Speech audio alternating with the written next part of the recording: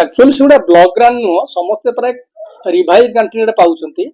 तो जहाँ हूँ पपुलारली ब्लॉक ग्रांट कॉन्सेप्ट देकी कहते ब्लॉक ग्रांट एम्प्लॉइज मानकर बोथ स्कूल एवं कॉलेज एम्प्लॉइज मानकर किसी ब्लॉक ग्रांट जेहेतु से माने आसुचंती तेणु से सर्विस कंडीशन किसी ना एवं पेंशन ग्रेजुएटी किसी दि जाई पारिबोनी सरकार मत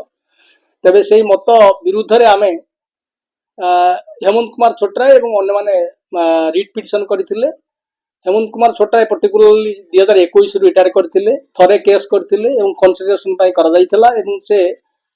कंसिडरेशन रिजेक्ट करदेले तापरे 2023 मसिया रे से सेकंड राउंड ऑफ लिटिगेशन करथिले एवं सेहितरे माननीय जस्टिस विरजा प्रसन्न शतपथी तो बहुत पुंखानुपुंख विचार कर 181 पेज जजमेंट देइथिले जोथिरे 3 मास भितरे पेंशन दबा पाई हेमंत कुमार छोटराय एवं अन्यान्य 500 रु ऊर्ध्व रिट पिटिशन माननकु दबा पाई सरकार को निर्देश देइथिले। तबे सरकार से राय विरुद्ध रे रिट अपील करिसंती जोटा कि आम कहते WA 197 ऑफ 2024 एवं से मैटर चली सरकार से केवल रिट पिटिशन कर रिट अपील कर एपर्यंत किसी इंटरिम ऑर्डर नहीं नहांती किंतु सबुबले तांकर आर्गुमेंट है जे सरकार तरफ जे से आज्ञा आम व्यवस्था करुचु आज्ञा एडवोकेट जनरल आर्गुमेंट करेंगे एवं एडवोकेट जनरल आसी कहते हैं मासे समय दि जाऊ 6 मास समय दि जाऊ 2 मास समय दि एमती समय बारंबार नहीं चली किंतु ये आलोचना परिवेश को आसुना आर्गुमेंट को आसुना एवं गोटे विभ्रांतिकर तथ्य दौरान एत लक्ष लोक अच्छा पाइबापी एत 1000 कोटी टंका हवा से जिनस एक्चुअली नुह 2017 मसीह से गोटे सुप्रीम कोर्ट आफिडेविट देते जे 42,000 स्कूल एवं सरकारी स्कूल एवं आमर कॉलेज कर्मचारी अच्छा ब्लॉक ग्रांट हिसाब से ब्लॉक ग्रांट परिसर भितर किंतु प्रकृत से 42,000 रु कर्मचारी भितर बहुत किसी लोक माने मृत्युवरण कले एवं आउ किसी लोक बहुत असुविधा रही सरकार कर्णपात करूना जदि गोटे वेलफेयर स्टेट एवं सरकार हूँ गोटे मॉडल एम्प्लॉयर किंतु कर्णपात नक खाली कालक्षेपण नीति ग्रहण कहते गोटे आम कमिटी गढ़ीचु कि से कमिटी रे कौन चली जिनस से संपर्क में किसी उपस्थापन करा जाऊ नाही। ओडिशा जेतेबेले आर्थिक दुस्थिति भितर गति करुला फिस्काल डेफिसिट थिला फिस्काल रिफॉर्म नारे प्रत्यक्ष अनुदान व्यवस्था को बातिल करा जाई 2004 मसीह प्रथम थर पर ओडिशा रे ब्लॉक ग्रांट नीति प्रचलन करागला। परवर्ती समय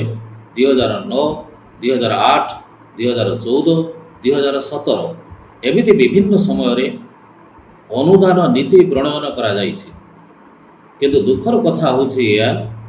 जो शिक्षक कर्मचारी माने ओडिशार दुस्थिति समय दीर्घ 15-20 वर्ष धरी मैनेजमेंट अधीन बिना दरमारे श्रमदान कले परवर्ती समय 3, 5, 7, 9 आधार योग्य विभजित थाई को अनुदान दिया न जाई ब्लॉक ग्रांट दिगला। ब्लॉक ग्रांट एमती एक मोहर लगिला जो थी चाकरी जड़े कर चाकरी सर्तावली ना 60 वर्ष अवसर नब पेंशन ना खाली हाथ में घर को फेर तापाई लीव रूल्स ना ग्रेजुएटी ना किसी भी तापाई ना यही प्रकार व्यवस्था भितर आज 2016 रु आरंभ कर 2026 पर्यंत बहु संख्यार अध्यापक शिक्षक कर्मचारी माने अवसर नहीं खाली हाथ में अवसर नहीं शिक्षक कर्मचारी माने अवसर नबार पर मास दुआर दर बोली टुपाए औषध पाई सेमाने भिक्षा करुछंती। बहुत अध्यापक कर्मचारी अछंती जो माने अवसर परे सेमाने हृदघातर शिकार होइछंती दुश्चिंता थाई सेमाने मृत्युवरण करिछंती औषध टोपाए पाई आ द्वारे ता द्वारे होछंती। तेणु 60 वर्ष पर जड़े मनीष से शिक्षक हो पारे अध्यापक हो पारे कर्मचारी हो पारे जी भी हुए तापाई ये समाज रे बंचिबार अधिकार अच्छी। गोटे डेमोक्रेटिक कंट्री वरिष्ठ नागरिक मानक पाई सरकार वार्धक्य भत्ता योजना करुछंती आयुष्मान योजना करिछंती अन्यान्य भत्ता प्रदान करुछंती अनऑर्गेनाइज्ड सेक्टर हो कि ऑर्गेनाइज्ड सेक्टर हो से सब स्थान मानक EPF लागू करछंती କାହାକୁ NPS ଦିଆଯାଉଛି। ये समस्त जिन हूँ सोशल सिक्यूरीटी किंतु ओडिशा रे एमिति एक विकलांग चित्र जोठिकी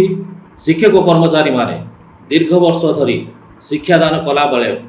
बा शिक्षादान करुवा समय निज परिवार प्रति से माने अन्याय करिसथि। निजर स्त्री छुआ पिला मानकु उपयुक्त भाव में खाद्य पोषण दवा लुगापटा दवा कि पाठ पढ़ेवा ए कथा करि न पारि जेतेबेले श्रेणी गृह भितर को सेमाने प्रवेश करती सेतेबेले जो पिला मानक तांका आखि आगे थांती सेही मानक भविष्यत रे निजको हजाई दियंती एवं निज परिवार को अवहेलित करथांती एवं 60 वर्ष परे गोटे यूज एंड थ्रो मेथड जोटा को सरकार एप्लाय करुछंती ता अर्थ 60 वर्ष परे जड़े शिक्षक कर्मचारी हड़ा बलदर आत्मकाहानी लेखुची तार आउ योग्यता नाही एवं तार समाज रे बंचिबार आवश्यकता नाही। एही भिडियोटी आपनकु केमिति लागिला कमेंट करि जणांतु। धरित्री लाइव रो यूट्यूब एवं फेसबुक चैनल को सब्सक्राइब करंतु। अधिक खबर पई लॉगिन करंतु www.dharitri.com।